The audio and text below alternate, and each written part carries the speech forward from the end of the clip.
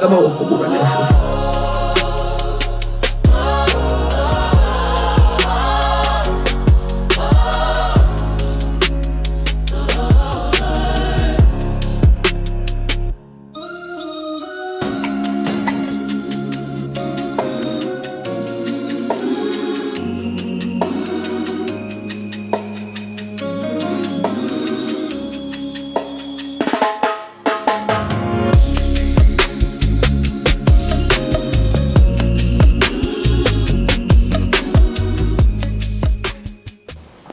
Hi guys, mumeze mute? Murakomeye? Twe na amahoro turaho turashima Imana. Satani tumeze neza. Mwe mumeze mute rero? Nawe utameze neza tuguhaye pole ati Imana igukize urwaye uri mu bibazo. Imana niyo murinzi wacu, nibana natwe mu gihe tumeze nabi, mu gihe tutameze neza. Imana niyo iri ku ruhande rwacu. Rero nawe utameze neza wizere Imana uraza kumera neza. Hanyuma se mumeze mute? Murakomeye? Twebwe turaho turashima Imana n'ukuri ta Satani muri rusange. Hanyuma rero murambabariraho nari maze kangahe ndahari si kwa ubaya, ariko itwa shuguri nyine twaha hanze usanga twadufashe, ariko n'ukuri tuba tubatekereza cyane, ntabwo twabibagiwe. Twongeye twagarutse rero mu kirambi cacu duhora tuganiriramo buri munsi, twigishana, duhana ubutumwa. Ubushize nabaye nk'uvuga imbogamizi abantu bari ku musozi wo gutegereza abana bahura nazo. Nagiye mbona nyine amakomenti yanyu, n'ukuri Imana ibaho umugisha cyane kubwo kudushigikira kandi mwavuze neza. Hanyuma twongeye twagarutse nyabuna wewe uri muri twashuguri fata agatebe wegere tube nk'abaganira. Wowe uri mu telefone uhaye uteka uzi ukozamo ikimamiyo ariko uri gutegera ino video. Hanyuma rero turabahaye kaze twongere tuganire mu kirambi cacu. Imana ibaho umugisha. Uyu munsi rero ntabwo nagiye kure cyane na hahandi, ni muri bwa buzima busanzwe. Uyu munsi nabaye sorry gato twa gripe, nabaye kutambuka bukeya tuganire mu yindi phase idasa na yayindi. Ubu ngubu noneho topic nazanye noneho tumuntera amabuye, ariko nzi ko ifasha abantu benshi kandi niko kuri. Topic nazanye uyu munsi iravuga ati ireba abantu twavuye iri iwacu tuzi muri ibi bihugu by'ino bigoye cyane. Rero ni tureba abantu bafite imiryango, famiye nyine, papa n'abana n'urugo, umutware, umugore, ibintu bya gutyo. Noneho sasa ikintu tumaze kubona hano gikunda kugora abantu, kigashwanisha abantu kandi kitari gikwiye gushwanisha abantu, n'ukuntu tuba twarakuziriye iwacu kandi ni byiza pe. Usanga umugore afite ibintu agomba gukora, n'umugabo usanga afite ibintu agomba gukora, kandi ni byiza, niko twarezwe, niko iwacu byari bimeze, niko byubakitse. Noneho twagera ino bikaba ikibazo pe. Ugasanga umugore akora akazi kagoye pe. Burya nimbara akazi kagoye ni akazi ko mu nzu. Akazi ko mu nzu tikaza karangira. Wakwirirwa uhagaze ukageza nijoro. Waba ukora iki se? Mu bana, koza amasahani, koza abana, guteka, kwegeranya mu nzu, ukaba wire gukitakita mu nzu, ijoro rikaba neza. Kwegama neza ukavuga ati Mana uko biragenda gute? Noneho sasa aba bacu Yesu yadupokeje bakagira akantu kwamavuga ngo jewe ngo ndi umutwe. Yewe ntawagukuyeho umutwe wawe ngo ndi umutwe, ngo niko Bibiliya izivuga, ngo umutwe w'urugo hari ibyo adakora. Ntawabikuyeho, ntawaje kujaka inyume n'igitabo, ariko ni ukuri no haragoye. Ibintu byose ni ugufashanya. Hari umugabo akamuvuga ngo iwe ngo ntiyokoza amasahani, ntiyokoropa, ntiyokoza abana, ntiyotegura abana ngo bajane ku ishuri, ntiyobatekera mu gihe bavuye ku ishuri umugore adahari. Ni ukuvuga ngo nimba abana bavuye ku masomo ari amabaheza zaji n'imigati bamwe, ntazi no kwatsa imbabura ngo abe yokaranga n'umuceri cyangwa yotogosesha umuceri mu mazi cyangwa yogira gute pi, iwe akamava ku kazi gusa ngo ni umutwe akama yicara. Ariko man, kandi si bibi ni ukuri mu gihe mufite abandi bantu mu nzu muri benshi mufashanya, ntabwo ari bibi, ntabwo ari bibi. Hari igihe usanga hano mu mazu harimo abagore donc abakobwa nka babiri mu nzu n'umudamu n'abana, mu gihe bimeze gutyo nta bagore babiri cyangwa abakobwa babiri baba bari mu nzu ngo ako kazi kananirane. Ariko noneho ahantu biza bigorana, usanga umugore abyuka aje mu kazi kako umugabo akora akagenda, bakama basohokana mu nzu. Umugore akabyuka mu gitondo agategura abana baje ku masomo, akabapakingira ibiryo, agategura mu nzu, nabo bakagenda bariye, nabo bagatekera ibyabo, bose bakama baje hehe ku kazi, bakirirwa iyo bahinga, nimugoroba bakongera bakagaruka hehe mu rugo, bakaja gufata abana ku masomo, bamara bakagaruka mu rugo. Noneho umugore yarushe n'umugabo yarushe, nka kakazi bakoze akazi kagoye, yagera mu rugo kakavuyo kose yasize mu nzu, aratangira yoza amasahani. Uwabo giwe cakora arashika ngo ni umutwega, arashika yoge ihe amafuresheri, yama yicara ku ntebe, remote televiziyo Manchester ku yindi, Arsenal ku yindi, Barca ku yindi, yamareba gusa. Naho wabo bavuye mu kazi barushe bombi, araje ashitse mu nzu, yogeje abana bavuye ku ishuri, atangiye gutekera abana, aho arabagaburiye, niko yoza amasahani basize ya mu gitondo basize aho ngaho bagiye bose biruka, atangiye guteka ibyo barya nijoro. Uwabo gusa yicaye yemewe nyabuna. Turino kandi no haragoye, niyo mpamvu ino dusanga abantu bapfa ubusa kandi bagapfa ikintu batari bakwiye gupfa pe. Nk'icyo kintu ni ukuri ntabwo umukuyeho ubushefu, nta nubwo umukuyeho, nta nubwo umusuzuguye, ariko urugo ni urwa babiri. Kuvunisha uwanyu nawe yarusha, nkawe araje ashizeho uwundi mu ruhu wo mu nzu, yewe ube no koza abana wabyaye, ntiwo koza abana wabyaye kandi ntabagusuzuguye pe.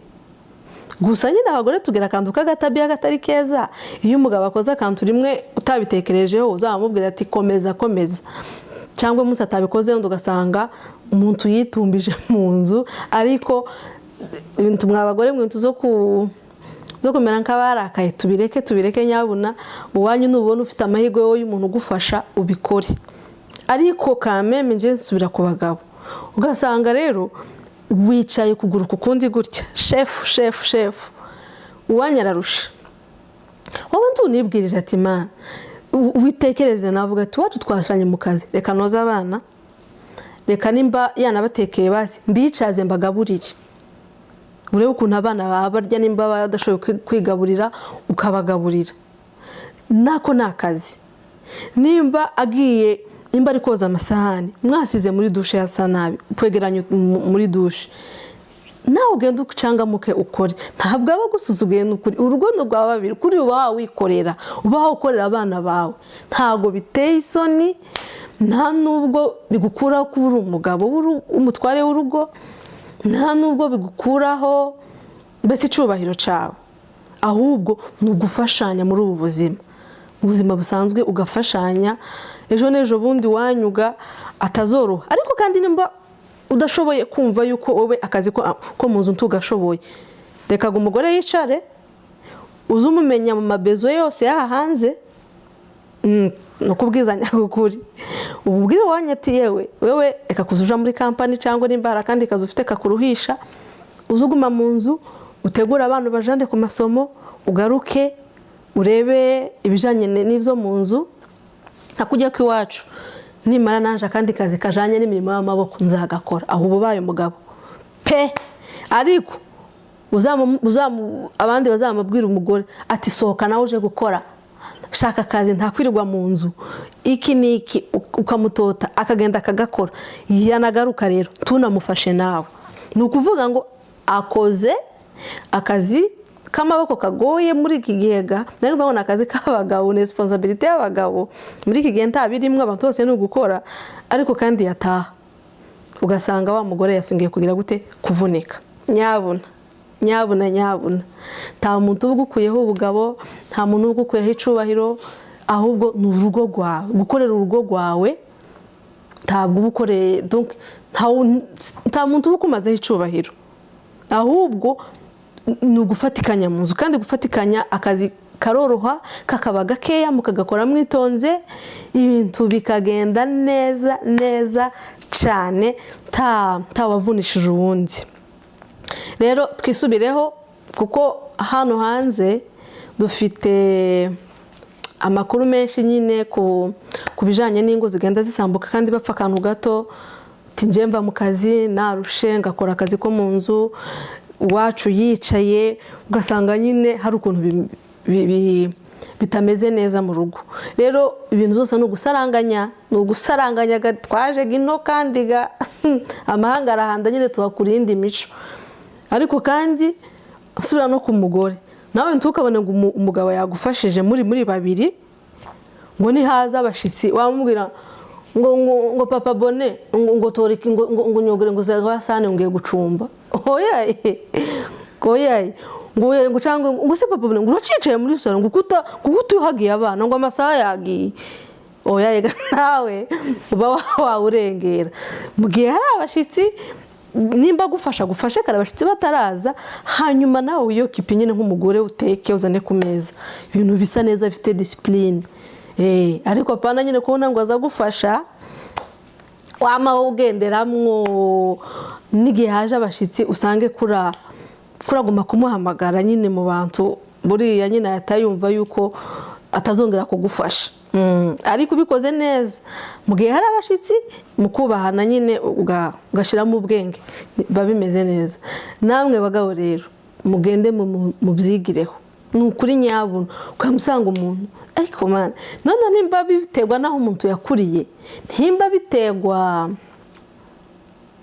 niki, nzavugaga ku mwuka umwe no kwihangana, nimba biterwa donke na mirimo ntaba yakuriyemo, urumva biragoye cyane, biragoye kumva kwanza ni gute kwanza ureba umuntu umugore wawe ari kuvunika, wowe ukamumva ntaco bikubwiye to,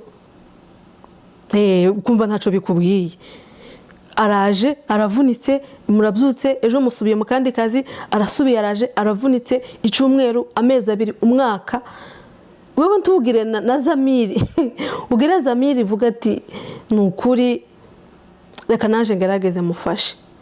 Ni ukuri cyo tudashidikanya, kubera ahantu twagiye dukurira hari abantu nyine y'iwacu b'abagabo batazi guteka, batazi koza amasahani, batazi wenda kuba bo kwihina ngo bakorope, kuko niyo ni imirimo izayorohera abagore. Ariko nawe ntiwobura umurimo umwe cyangwa imirimo ibiri uvuga ati njewe iyo tugeze mu rugo abana umugore ntaza bareba, ndaboza nkabicaza muri salo, nkabategura, nkabakoresha mbere ama devoir, nkabagaburira, uwacu nawe nkamuga nukuruba wakoze. Ariko kwama wewe gusa remote akabumbu kukanda akabumbu kandi bisirimba ku bindi, wa ureba ibitaramo byaha hanze si bibi. Ariko ku mwabo wo gufashanya mu rugo, gukoroherezanya, gufatikanya niko kwiza kuruta kurushanya. Kandi buriya ni wanya abona umufasha, ni ukuri ko Imana nimba ari ikintu kimeze neza bizabimera neza cyane. Bizabimera abagore turanabikunda kwanza hedahere, umwabagabo mu muzobipime murebe. Umunsi umwe naje guteka wamubwira ati okay teka ngo katira igitunguru se, ngo katira urunyanya, cyangwa se amasaha yakageze yo koza abana mboze, ni ukuri biza bisa neza. N'uwanyeta wumva aragutekereza, aravuga ati kameme mbana n'umuntu untekereza, ushobora kumfasha mu buzima busanzwe, singira umuruho. Gusungurana muri za nama twavuze tuzatugirana hano kuri Esther Gatako official. So nibyo rero ntagiye muri byinshi, duhinduke tumenye hano ino turi haragoye, bisaba gufashanya na communication uko ibintu bimeze. Tureke kwa matwigagaza gutwege ngo umugabo ngo azakogwaho mama shahuwe ngo umugabo ngo azakogwaho ngo jewe ngo gusinuruha hari umugabo bazamagenda kwigamba bari kumwe n'abandi bagabo ngo noza umwana ngo byagenze gute, ngo cyangwa ngo nteke ngo byagenze gute, ngo regiwe siba hati. Rero izo si byiza. Iyo wawe ufashe umugore wawe uba uri kwifasha, nico kimwe nawe karagufasha mu kazi gasanzwe ko kwinjiza ubushobozi, karagufasha, izo za responsibility zawe. Rero ubuzima buza bworoha mwabusangiye nyine, umwe agafasha undi agafasha, niho bigenda neza. Rero ntabatindiye, mwakoze kubana natwe, mwakoze kubana na Esther Gatako Official, mwakoze kudukurikira. Kandi yeme abantu batarakora subscribe, tafadhali mukande kukazogera, muzajya mubona ibiganiro byacu bya buri munsi, tuganira twishimana. Hari n'ibyo turi gutegura tuzabagezaho mu minsi iza, ibindi biganiro byiza kabisa n'abatumirwa benshi turi kugerageza kubibategurira, muzababona. Rero murakoze cyane kudukurikira kuri YouTube channel yacu. Imana ibahe umugisha, abasharinga, abagira comment. Thank you so much. Imana ibaheze umugisha. Bye bye.